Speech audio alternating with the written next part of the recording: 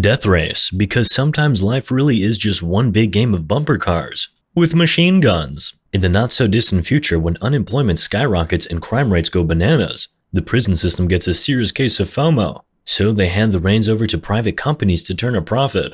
Terminal Island Penitentiary, always one for innovation, starts live-streaming car races on the internet. But like all good things, the internet got bored and started demanding something spicier. Enter Death Race. It's like a twisted game of Mario Kart, but with hardened criminals and a get-out-of-jail-free card for the winner. As the movie kicks off, we're down to the final two racers, the mysterious Frankenstein and his navigator, Case, and Frank's arch-nemesis, Machine Gun Joe. They're neck and neck, and tensions are higher than a college student during finals week. But uh-oh, Frank's car guns go on strike. Quick on his feet, Frank uses the car's rear shield as a makeshift weapon, giving them a fleeting advantage. However, Case knows they're pretty much toast without that shield. Despite the odds, Frank's like, YOLO, and tells Case to eject. He crosses the finish line at the exact moment Joe fires a missile, winning the race, but also, exploding. Talk about going out with a bang. Fast forward a few days and we meet Jensen Ames, an ex-con turned industrial worker who's making peanuts for working his butt off. When his fellow workers start to protest, the riot police show up and Jensen gets into the thick of it. After some good old fisticuffs,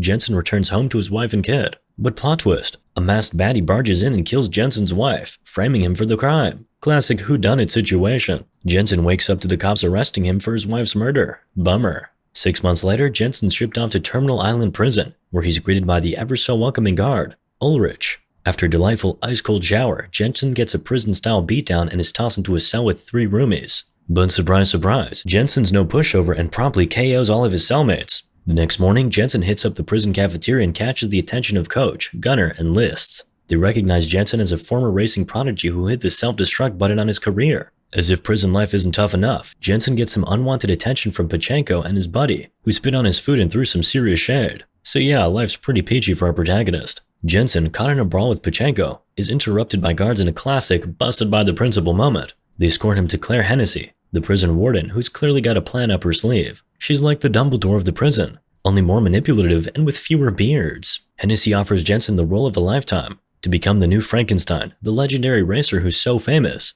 he could probably sell his own line of energy drinks. The real Frankenstein kicked the bucket on the operating table after his last race, and Hennessy needs the legend to continue for the sake of sweet, sweet profits. Plus, since Frank already won 4 races, Jensen would only need to win 1 more for freedom. It's like winning the lottery, only with a much higher chance of fiery car crashes. Jensen's not sure if this whole risking his life thing is worth it, but Hennessy convinces him with a classic pep talk about fighting for freedom. Next, Jensen gets the grand tour of the prison garage, where he meets Coach and the crew, who are like the Justice League of car mechanics. They're building something super secret in a giant workshop, and Jensen's curiosity is piqued. Coach introduces Jensen to his new ride, a modified Mustang V8 Fastback, equipped with enough gadgets to make James Bond green with envy. It's basically the car equivalent of a Swiss Army knife. They chat strategy in the prison yard, planning to eliminate opponents in the first 2 stages and rely on speed in the third. All drivers have a female navigator, except for Joe, who's just too cool for the ladies and prefers a teammate as his co-pilot. Liz, the resident racing expert, dishes the dirt on the competition. There's 14K, a triad member, Grim, a psychopath with a killer smile, Pachenko, the Aryan Brotherhood leader, and Travis Colt, a NASCAR star who fell from grace like a souped-up Icarus.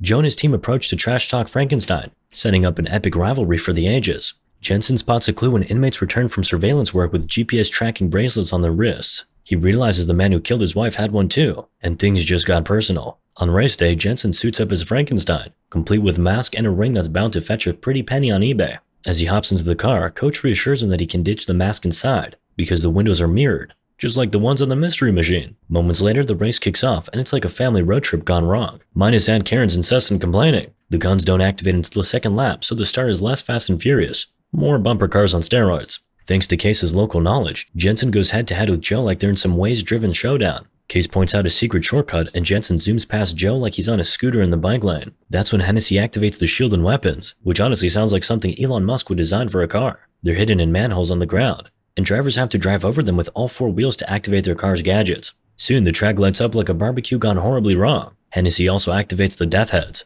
because apparently, she's all about that doom and gloom life. Grim sets Joe back after giving the road an impromptu oil facial, but sadly loses the race when 14K pulls a SpaceX move and pushes him off the track with a missile. Grim gets out of the car and starts walking down the street, only for Joe to turn him into road pizza. Meanwhile, Jensen tries to activate the weapons, but the machine gun has a case of stage fright, so Case climbs on the hood of the car to fix it, turning herself into a human bullseye. Jensen's skills allow him to dodge the bullet like he's in the Matrix, and Case returns safely to the passenger seat. Jensen swipes a defensive manhole cover from Colt, but like a bad first date, none of his defense systems seem to be working. The rear shield is hanging on for dear life, but Jensen MacGyvers a plan on the spot. He has Case drop the napalm and sit on his lap so he can eat the chair with napalm on it. Colt's car gets a napalm makeover and Case tosses the car's lighter at her, setting it ablaze and driving it off the track like a Hot Wheels toy gone wrong. With Colt out of the way, Jensen clashes with Joe again but is suddenly distracted by Pachenko, who flashes the same hand gesture as the guy who killed his wife. Rude. Joe takes advantage and pushes Jensen's car, making him finish last while Pachenko swipes first place like a true sneaky snake. After the race, 3 drivers are toast,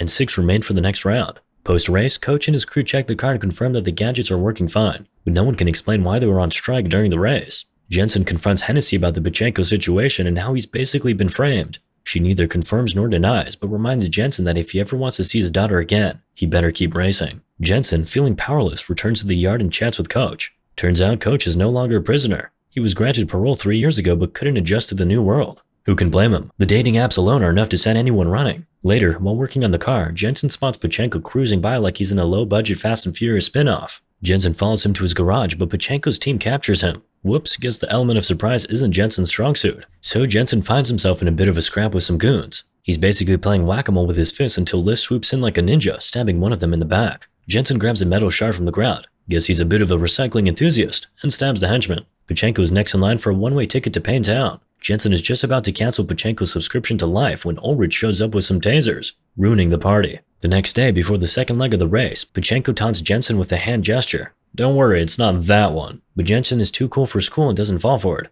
Instead, he drives slowly, luring Pachenko into a tunnel for a little chat with Case. He confronts her about sabotaging Frank's car and she spills the beans about Hennessy's evil plan. With the truth out, Jensen hits the gas and rejoins the race, but he's still got Pachenko in his sights. After some vehicular shenanigans, Jensen pulls a slick move and turns his car around to fire Pachenko while driving backward, like a total boss. Pachenko meets a concrete wall and Jensen finishes the job with some good old neck snapping.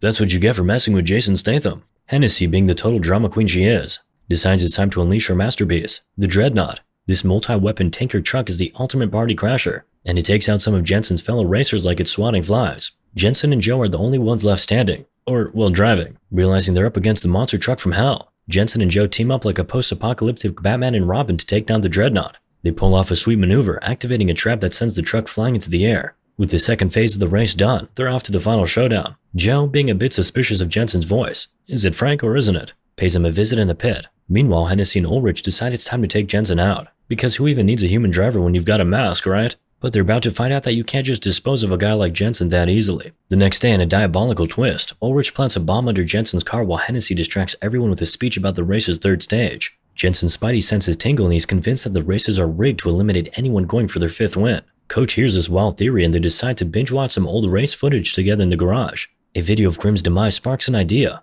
and Jensen requests Liz to add a sneaky half-gallon reserve tank to his car. Then he heads over to Joe's garage for another favor. Maybe Joe's like his genie in a toolbox. Later, Jensen's changing into Frankenstein's shoes, and Hennessy pops in to hand him his release papers and make a tempting offer. If he wins, she wants him to stay in prison and continue being Frankenstein because, hey, it's home sweet home, right? She tries to guilt trip him saying he's no father, and that an ex-con can't give his daughter a peaceful life, so staying would be a loving act. Jensen just pockets the release papers and enters the race like a boss without giving her an answer. As they hit the track, Case spills the beans that Hennessy had a little chat with her and asks her to sabotage Jensen's winning streak. The race starts and Ulrich plays Puppet Master with the manhole covers, activating them only when Joe drives over them. Joe, apparently in a bad mood, starts shooting at Jensen, damaging his rear shield. Jensen drops it, but Joe dodges it with a been there done that attitude. Hennessy, desperate for viewer engagement, activates a defensive manhole cover, but Joe's like, nope, and blows it up with a rocket. Jensen swerves to dodge more rockets, revealing his mad driving skills. The rockets hit the spot behind Grimm when he died, and boom, a hole opens up, offering a sweet escape from the prison nightmare. Hennessy goes ballistic, cutting the livestream and sending all available agents